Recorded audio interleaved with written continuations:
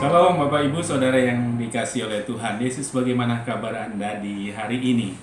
Terus saya berharap, berdoa, biarlah kekuatan, pertolongan dari Tuhan ada untuk Anda semuanya, dan ada harapan yang terus kuat bertumbuh di dalam hati kita kepada Tuhan Yesus, bahwa berharap kepada Tuhan tidak pernah dikecewakan. Terpujilah nama Tuhan Allah kita yang sungguh mengasihi kita, orang-orang yang terus berdoa, bermohon, berharap kepada Dia saja. Kalau boleh saya bertanya, apa doa permohonan Anda hari ini kepada Tuhan? Tentang keperluan sehari-hari mungkin, atau biaya kuliah, biaya sekolah untuk anak-anak Anda, atau Anda sedang berdoa supaya tahun ini atau tahun depan Anda diberi kendaraan roda 4. Ada yang terus berdoa bergumul untuk rumah tempat tinggal pribadi. Ada yang bergumul sampai sekarang untuk pasangan hidup. Dan ada banyak pergumulan yang lain. Yang sakit bergumul supaya Tuhan jamah dan Tuhan memulihkan, menyembuhkan. Apapun yang kita perlukan, Tuhan memberikan peluang dan kesempatan bagi kita untuk bermohon kepada Dia, untuk meminta kebaikannya, untuk meminta kekuatannya. Tuhan sungguh baik untuk kita, dan memang Dia terus mempedulikan setiap kita dalam keseharian kita, dalam pergumulan kita, dalam apapun yang sedang menimpa hidup kita. Tuhan mau supaya kita membawa semuanya itu ke hadapannya, ke hadiratnya, dan kemudian kita mengalami pemulihan yang dari Tuhan. Mungkin Anda pernah bertanya atau mendengar pertanyaan, orang Kristen itu kalau berdoa bagaimana sih? Bagaimana cara berdoa yang pantas? Haruskah tutup mata atau membuka mata? Berdoa itu di pagi hari, siang hari, atau malam hari sebaiknya? Berdoa sendirian atau berdoa rame-rame? Ada beberapa orang Kristen yang juga menjadikan doa itu semacam mantra. Jadi doa itu dihafalkan, satu waktu kepepet atau dalam bahaya, mempunyai keperluan tertentu, kemudian doa itu dibacakan. Seolah-olah doa itu mempunyai kekuatan magic, ya, ada kekuatan magis di dalamnya. Apakah doa Kristen seperti itu? Kalau kita melihat dalam surat Yohanes yang pertama, maka di sana kita menemui bahwa doa yang dikenan Tuhan, yang pantas di hadapan Tuhan adalah berdoa di dalam iman, di dalam kehendak Tuhan. Kita berdoa dengan penuh keyakinan, tetapi kemudian doa yang penuh keyakinan itu bukan memaksakan keyakinan kita, tetapi kita berdoa di dalam kehendak Tuhan. Kita meminta sesuai dengan kehendak Tuhan, dan disinilah perlunya kedekatan, hubungan dekat kita dengan Tuhan. Orang-orang yang punya hubungan dekat dengan Tuhan, dia bisa berdoa meminta sesuatu yang memang itulah yang dibutuhkan, yang dimintanya kepada Tuhan, dengan penuh keyakinan bahwa Tuhan mampu melakukannya sesuai dengan kehendaknya. Bukan memaksakan kehendak kita, tetapi kita berdoa, kita meminta supaya kehendak Tuhan yang jadi. Kalau kita melihat di dalam Injil Yohanes pasal 14 ayat 13 dan 14, di sana jelas sekali bahwa Tuhan meminta supaya kita berdoa di dalam nama Tuhan Yesus. Dan apa juga yang kamu minta dalam namaku, aku akan melakukannya supaya Bapa dipermuliakan di dalam Anak. Jika kamu meminta sesuatu kepadaku dalam namaku, aku akan melakukannya. Tuhan Yesus meminta supaya ketika kita berdoa di dalam nama Tuhan Yesus, dan hasilnya nanti ketika ada doa yang dikabulkan, ada kebaikan Tuhan, itu semua semata-mata untuk memuliakan nama Allah Bapa di dalam Kristus Yesus. Kalau kita memperhatikan Filipi 4 ayat 6 dan 7, Rasul Paulus mengingatkan bahwa ketika kita berdoa, biarlah kita berdoa dengan ucapan syukur. Berdoa dengan tidak dikuasai oleh kekhawatiran. Janganlah hendaknya kamu khawatir tentang apapun juga, tetapi nyatakanlah dalam segala hal keinginanmu kepada Allah dalam doa dan permohonan dengan ucapan syukur. Damai sejahtera Allah yang melampaui segala akal akan memelihara hati dan pikiranmu dalam Kristus Yesus. Berdoalah dengan ucapan syukur. Berdoalah dengan tertuju pada Kristus dengan penuh keyakinan, bukan dikuasai keraguan-raguan atau kekhawatiran. Tuhan berkenan atas doa-doa orang benar yang berdoa dengan keyakinan, dengan iman kepada Dia. Yakinlah bahwa ketika kita berdoa kepada Tuhan, di sana akan ada kebaikan Tuhan yang dinyatakan bagi setiap kita. Bersyukurlah walaupun jawaban-jawaban doa-doa kita belum kita terima.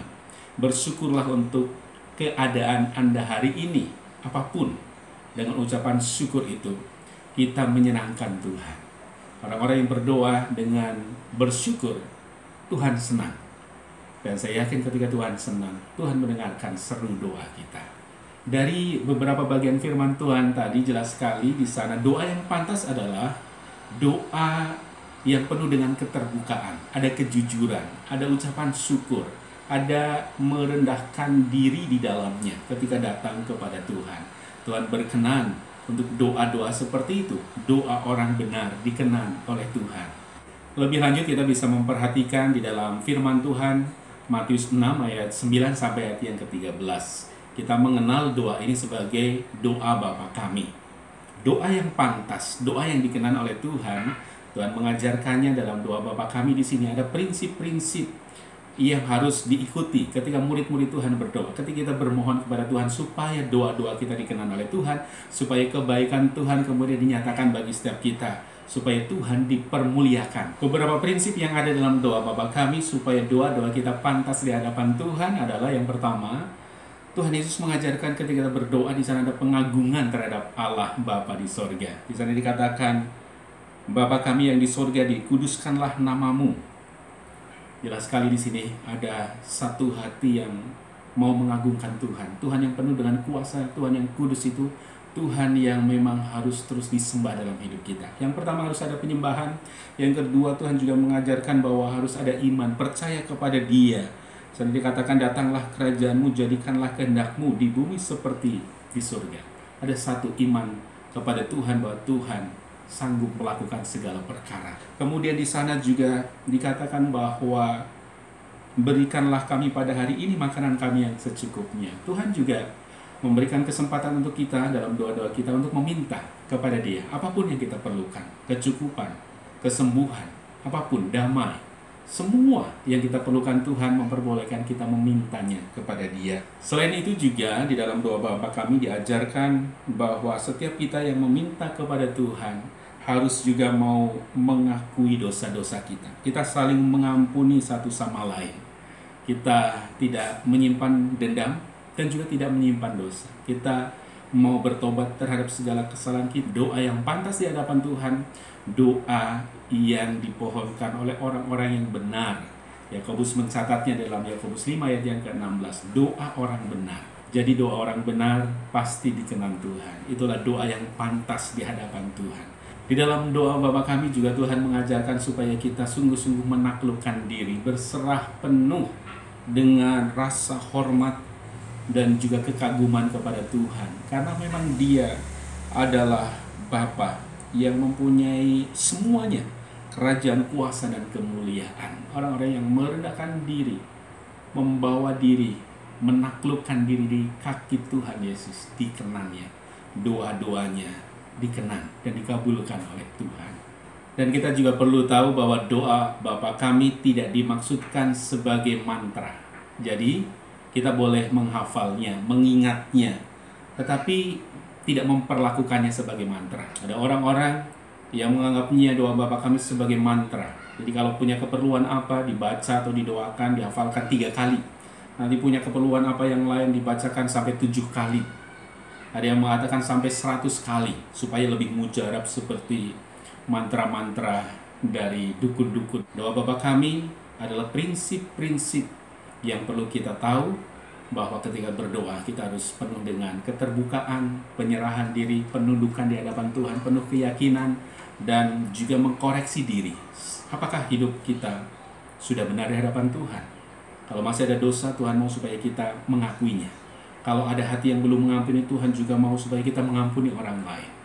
Jadi doa Bapa kami bukan mantra, tidak dimaksudkan sebagai satu hafalan, rapalan. Ketika dibacakan beberapa kali kemudian ada mujizat Tuhan, ada kuasa Tuhan yang dinyatakan. Di doa Bapa kami menuntun kita supaya kita pantas di hadapan Tuhan ketika kita berdoa dan bermohon kepada Tuhan. Doa Bapa kami seharusnya membawa kita untuk hidup menyukakan Tuhan, hidup di dalam kebenarannya, hidup dalam kehendaknya, hidup untuk menjadi berkat, karena saling mengampuni, saling mengasihi orang-orang di sekitar kita. Ketika kita datang kepada Tuhan, kita berdoa, bermohon kepada Tuhan, Tuhan berkenan kepada hidup kita, kepada hati kita, Ketika hati kita, hidup kita dikenal oleh Tuhan, maka permohonan kita pun dikabulkan oleh Tuhan. Kita pantas menerima kebaikan-kebaikan dari Tuhan. Kiranya hari Anda, hari kita adalah hari-hari yang dipenuhi dengan kebaikan-kebaikan Tuhan, dan ada satu hidup, pola doa yang selalu menyukakan Tuhan. Ada sikap doa yang pantas yang dikenal oleh Tuhan. Tuhan dipermuliakan di dalam semuanya. Kita dikuatkan oleh kuasa-Nya. Biarlah ke depan, apapun yang menjadi tantangan kehidupan kita, apapun yang terus membuat kita khawatir, kita mau menyerahkan semuanya dalam tangan kuasa Tuhan dan yakin bersama Tuhan kita melaluinya dan kita mendapat kemenangan oleh karena Tuhan yang mengasihi kita. Tuhan Yesus memberkati Anda semuanya. Haleluya. Shalom.